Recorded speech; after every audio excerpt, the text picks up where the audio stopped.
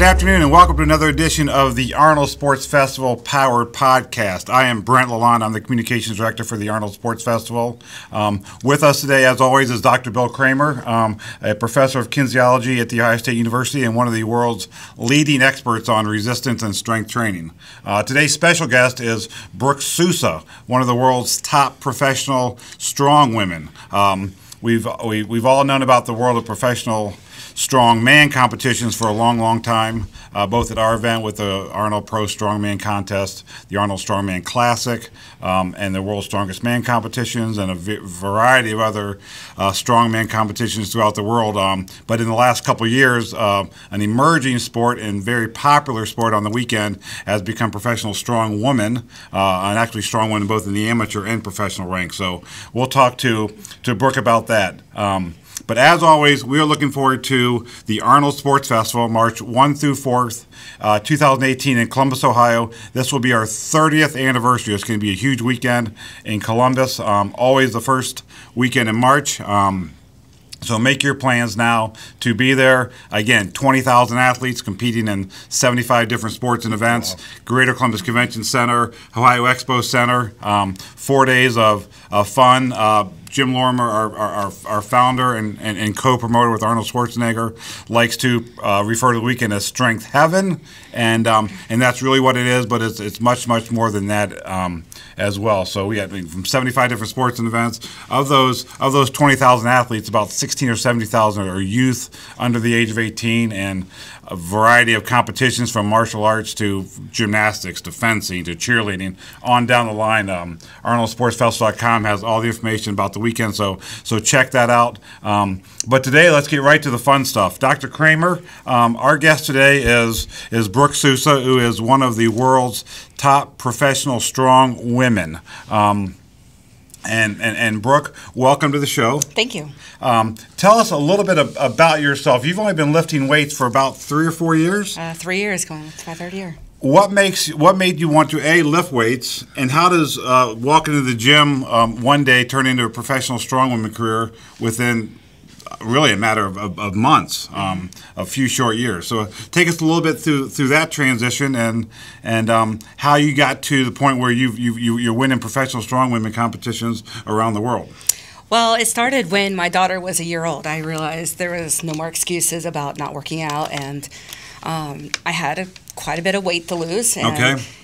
So I did the whole cardio thing and dropped 115 pounds in 2012. And then the gym owner said, well, you'd pound the ground if you ever ran. And I said, okay, even though I was at my lightest weight at the time. Yeah. And so I did one of each race here in Columbus, finishing with the Columbus Marathon.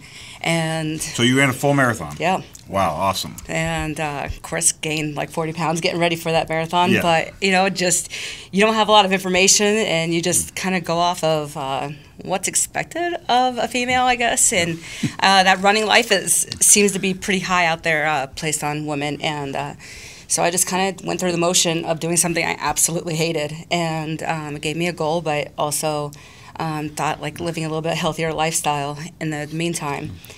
So once I finished a marathon, kind of like stuck in a rut, and had a personal trainer still at the time, and boxing classes here and there, and just needed to find my own thing. And I got an excitement, out of lifting weights, going into the gym. It was just 15-pound dumbbells, but then a coworker came up to me and said, "Your first strongwoman competition's in 3 weeks," and I'm like, I don't even know what that is. And he's like, well, you're going to deadlift, 225 pounds for reps, and I'm like, okay, I can deadlift maybe 135 pounds. And, the circus dumbbell was 70 pounds. I'm like, I can't even press 35 pounds with one hand. And so we trained for 3 weeks, and I won my first, novice competition there. So Where was that at? Actually at a Ohio Krav Maga here. Okay. And it was just a little charity, yep. Competition, but got my feet wet and around other women. And when I walked in, I realized, wow, we're all different sizes, and none of that matters. It matters about how much you can lift. And so you started lifting in I guess, August of 2014. Mm-hmm. And at that first show, did that qualify you to compete at the Arnold in 2015? Not at all. I had to compete I think once a month to get my way to nationals for 2015. and that was out in Vegas. Yep. And went ahead and I was 6th place there. Rude awakening about how weak I really am, and when you're actually at a national level. And so I zeroed a couple events out there, but 6th place got me to Arnold for 2016. Yep. And again, big eye opener when I realized I still wasn't strong enough, and I fought really hard to get back to Arnold 2017 this past in 2016. What you did as a professional. Yep. Working, we would do a lot of work at the Arnold Sports Festival. Deanne Wessels and American Strongman Corporation. Yes. I believe they put on a pro show down in Jacksonville. One of the first professional strong women competitions, and that's kind of how you qualified to get into Columbus. Yes. And then you went on and won pro shows in Africa. So that was an amateur show. Yeah. So those are amateur shows. Okay. Yeah. So once we get that built up, there will be a pro show then for women in the other countries as well as like the men have. Got you. Yep. So when you were transitioning from becoming a novice weightlifter into a professional strong woman, what type of weights are you lifting? How much weight are you lifting, and how quickly are you moving up in weights? And I'd love to hear Dr. Kramer's thoughts on that transition and kind of talk a little bit about just in general the benefits of weight training for not only somebody at your level, but also for novice women and just in general the benefits of resistance training that can complement cardio work and that sort of thing. Mm-hmm. So, I mean, it took a while the weights were way heavier at every competition than what I could even be ready for. So it's like, well, got to show up and do it. This is my goal. Yeah. So give us some examples. How much you lifting now? So now, it's hard to say because, I mean, our events change all the time. But right now, like, my bench is around 280 and my deadlift is about 530. Squat, I'm hoping I could be like in a 500 range. So, but again, like we're not testing my maxes right now, and there's so many variations of each lift. Dr. Kramer, that sounds really, really heavy to me. How do you lift that much weight without getting hurt? Let's talk about the basics things here. Well, I think basically what you have to do is realize, number one, the strong woman, strong men are sports. You train for the different sports because the lifts and the challenges put in front of you actually change.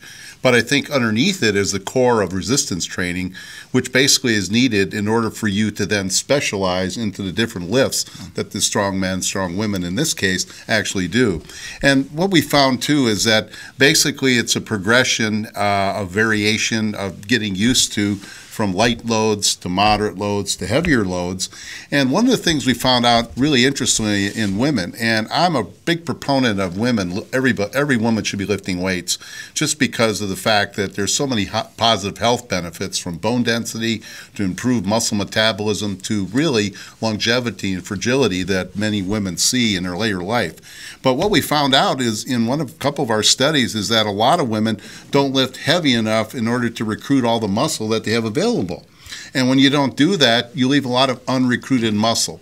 And that's kind of what happens with cardiovascular training. You only need enough muscle to move your legs around and move around. You maybe only recruit maybe 30-40% of the musculature just to move through the process. And what we found in women is that when we did MRIs and looked at the muscle, the women in the upper body would gain so much more strength because a lot of women aren't used to lifting in the upper body. And the leg musculature could gain, appropriate amounts, but I think the point is that it's really a function of gaining the ability to your nervous system to loading up at heavier weights, and that doesn't happen overnight, does it? So, and if you go too quick, too fast, then you kind of get into these overreaching phenomenon where you basically burn out a little bit too. So you have to you got to do smart training is what really comes down to. You got to have varied programs, but you got to expose your musculature in the lifts, the primary core lifts, to the heavier loads, and then back off and go forward.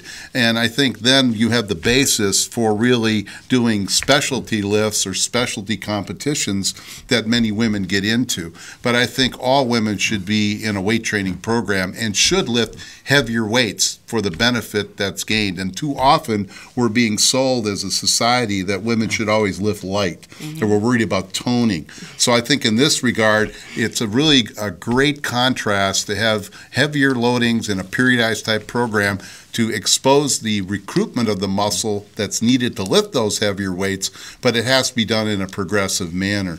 And I think that's really important. So I really admire as people move from that core strength base, they get into the different sports, whether it be powerlifting, Olympic lifting, bodybuilding, type of strong woman, and that type of thing. It's really good to see that you have a core training underneath that before you move into the specialties. And that's important for women to understand. You just don't jump into carrying heavy loads or doing specific tasks until you have that core strength. That's the core of any strength competition. Yeah.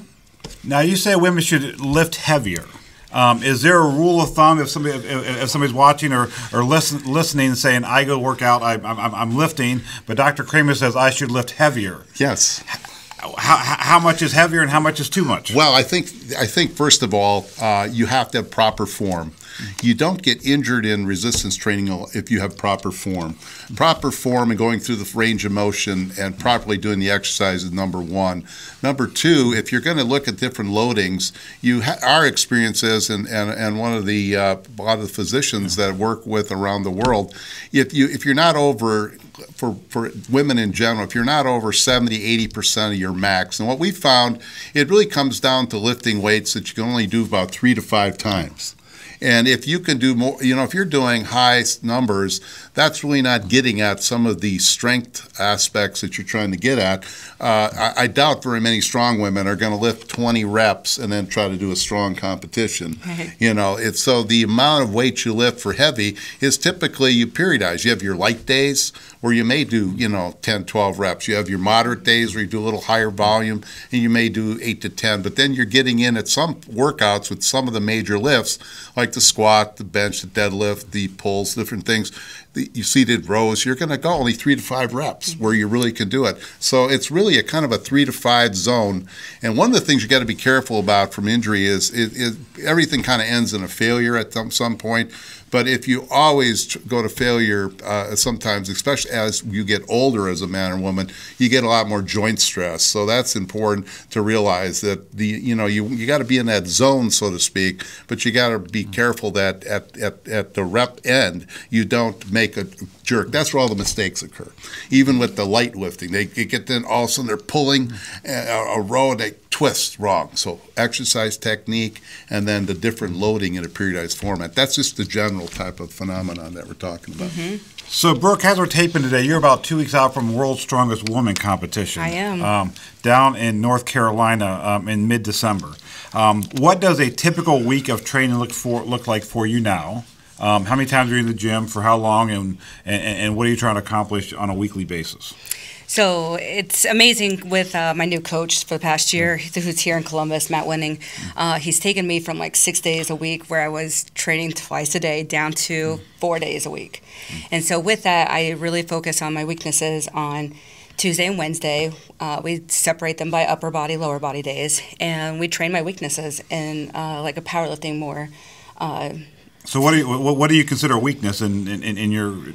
So each person has different weaknesses. Okay. So for getting ready for World's Strongest Woman, I wrote out the events, and I'm like, okay, well, I'm good here, but I could be faster here, or maybe I need to load my hamstrings more on this event.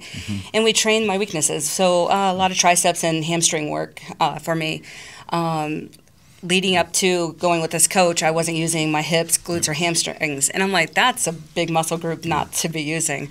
And so we really focus on train those weak points so my body can like all work together. And then on Saturday, Sunday, I do my Strongman training.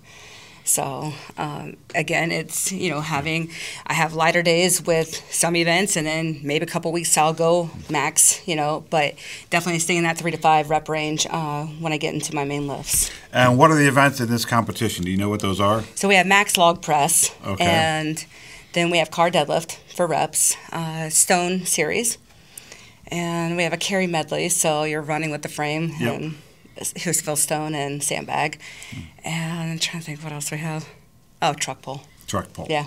So how do you train for both strength? Well, a lot of these are just flat out lifting heavy stuff. Then you have some carries and stuff that you need some cardio and that sort of thing. So how do you balance that training so you're getting enough of both to finish some of those events? So a lot of times you can keep your warm up by less breaks, so you're getting more of a cardio warm up in, and that's what I do on my strength days. Also with the accessory work, just really optimizing your time there and keeping that rest period shorter gets you, your heart rate up there, but sometimes like on my loading events, I'll go light 1 week again there and work on my speed. You can't go heavy and work on speed. So if you work on that weight gradually getting heavier as your speed work, whether it's 30%, 35, 40%, then it kind of gets me ready for that max. Dr. Kramer, what's your advice in that regard? Well, I think it's exactly right. I think you can get local muscular endurance by reducing the rest periods that you're taking between sets, and that creates the metabolic load. And also, the set duration. And you're going to match it to what the demands are of the event.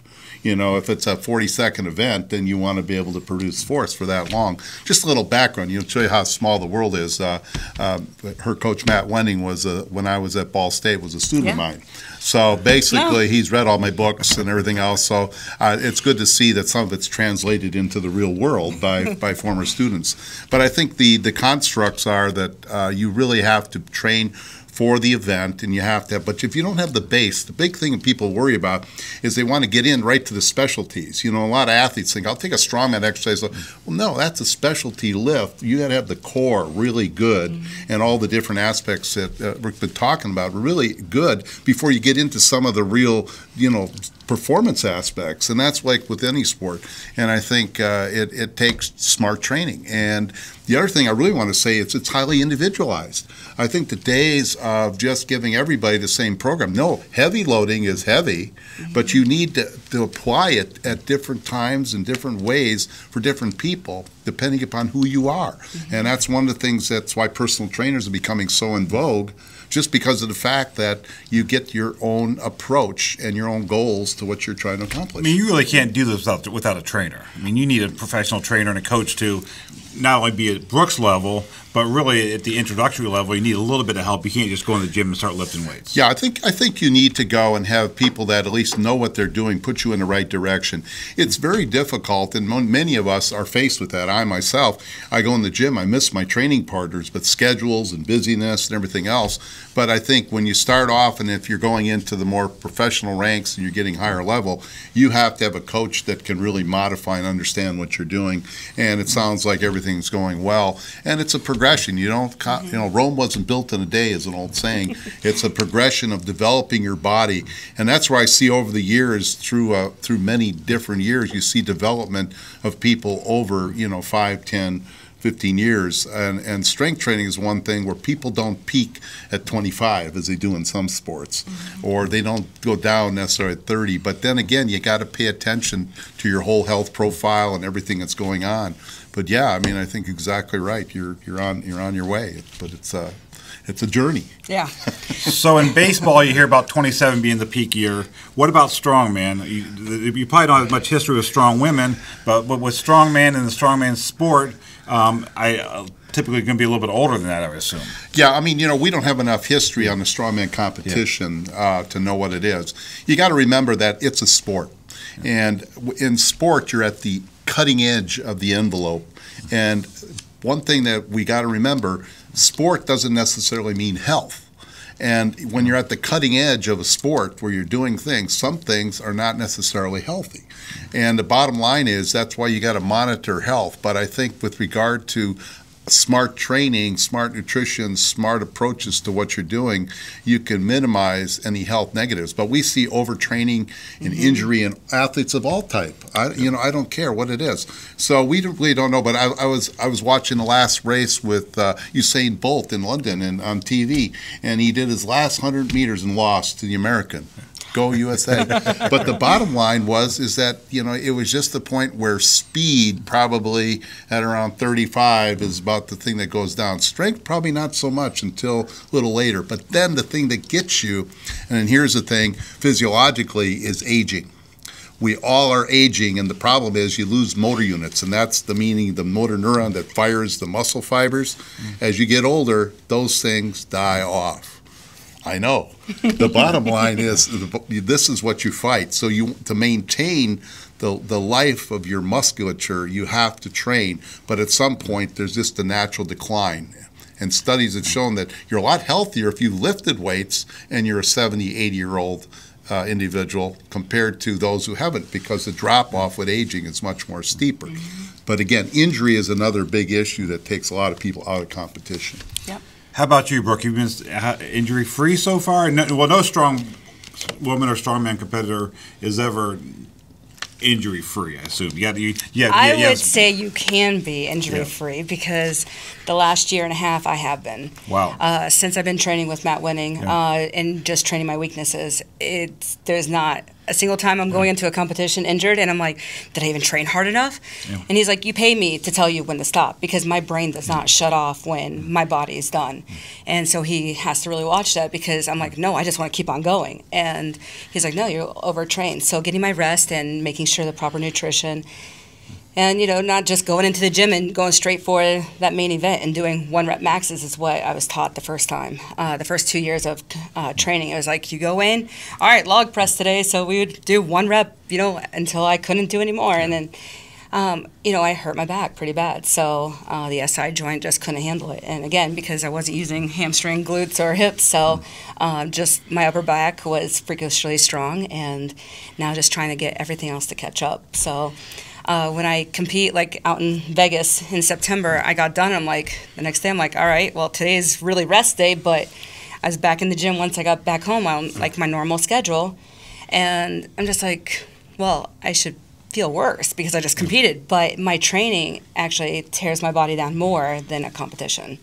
So it's like, wow, is that the way it should be, Dr. Kramer? Well, recovery is the key factor, meaning anytime you do anything, you're going to damage muscle tissue, and hopefully not too much connective tissue, tendons, and all the ligaments, but you're going to damage. And basically, training can be more creating and teaching your body how to damage repair, and that involves a lot of the other things. We got 2 terms we use, and that's called anabolic buildup versus catabolic breakdown. So you're trying to always keep with your total training the anabolic factors going higher than the catabolic factors. But some people, if they overtrain and or get injured or do improper repetitions, etc., they break down. And then if you get into an overtraining phenomenon, I should say overreaching, because overtraining is really longer term, like you're done for your career. The bottom line is that you got other factors such as cortisol, which is a catabolic hormone, and your body's constantly stressed, and it's breaking tissue down. So the break limits go down in the tissues, and you're not going to be able to recover unless you take a longer recovery period.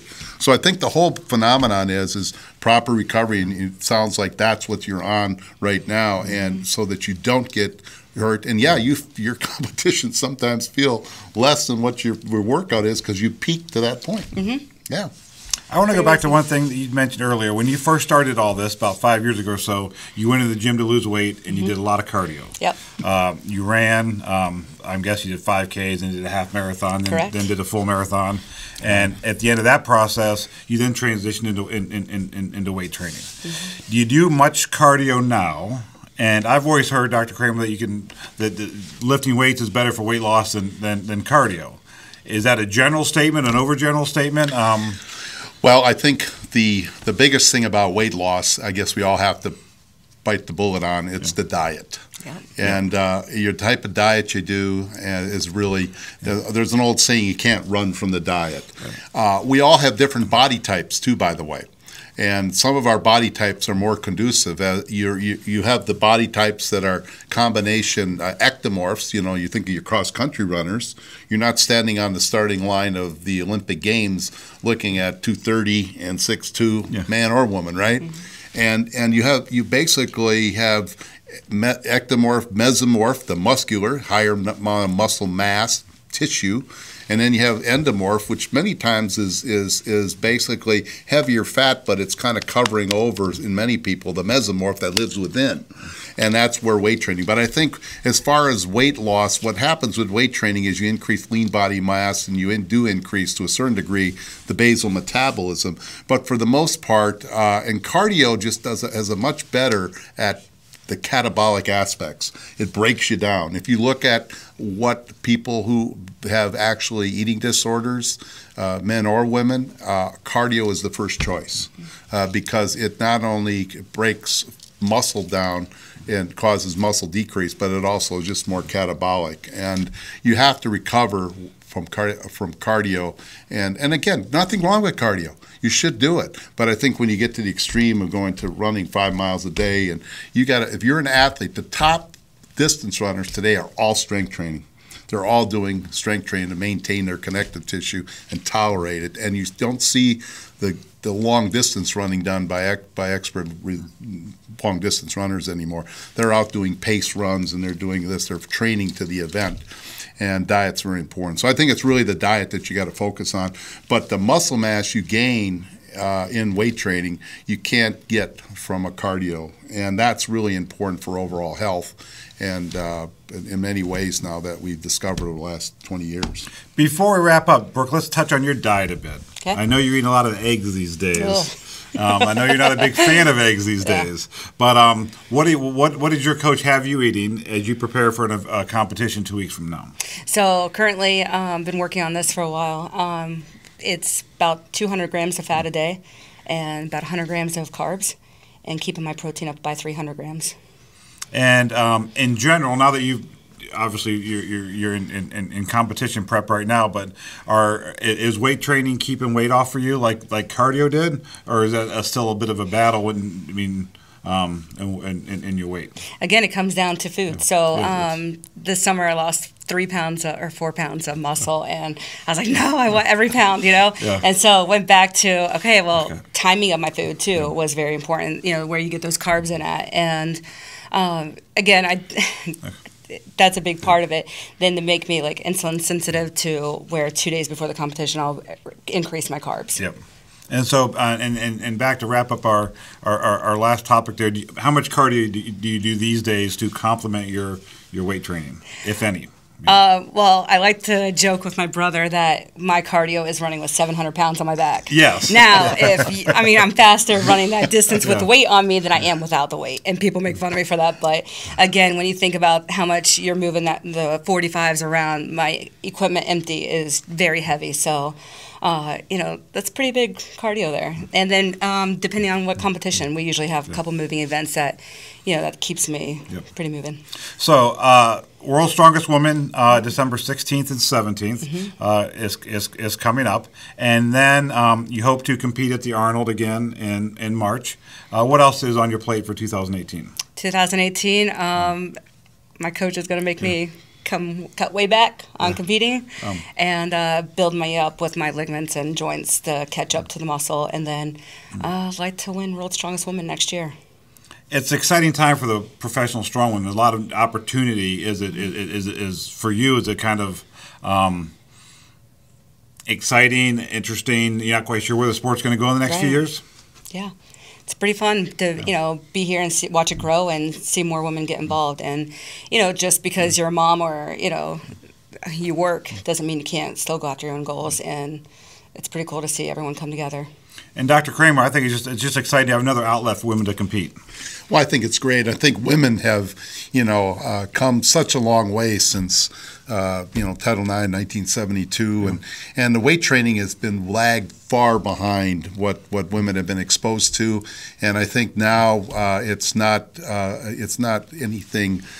When a woman shows up in a gym or any of the different health clubs or athletic scenarios, people don't look askance of that. Years ago, there was a lot of when Dr. Jan Todd started, you lifted weights, you were considered different. So I think it's come a long way, and it's one of the best things for health, and obviously for the sports. It's exciting to see women compete as they can, similar to men, and use the training technology we now know. Well, Brooke, thank you very much. Thank you for joining us on the Arnold Sports Festival Power Podcast. We hope to see you in March. Yes. We want to see you competing. If not, we know you'll be there. I'll be there. But first of all, good luck at World's Strongest Woman. Thank you. It's exciting to see you guys have a platform Yes. to compete and to shine. Yeah. And we know at the Arnold Sports Festival, we put on not only the event here in Columbus, but we have events in Australia, South America, Africa, and Europe. And one of our goals is to promote strong women, give you guys a platform around the world to compete. Yes. And with the Arnold Strongman Classic, we've turned that into the Arnold Pro Strongman World Series. Mm-hmm. And hopefully someday there'll be an Arnold Pro Strong Woman World Series. We sure hope so. That will have an equal platform as the men, mm-hmm. Because we know at our events, obviously bodybuilding is a very popular event, but right there with it is strong man and strong women competitions. Brings out big crowds. Mm-hmm. The athletes are very popular. People like to see people lift heavy stuff. Yes. And nobody does it better than pro strong men and strong women. So we look forward to seeing you in Columbus, Ohio, March 1 through 4, 2018. Again, 75 different sports and events, 20,000 athletes, about 200,000 attendees over 4 days at the 30th anniversary of the Arnold Sports Festival. Ticket information, event information is on arnoldsportsfestival.com. Go online and check it out. On behalf of Dr. Kramer, Brooke Sousa, thank you very much for joining us for this edition of the Arnold Sports Festival Power Podcast, and we'll talk to you soon.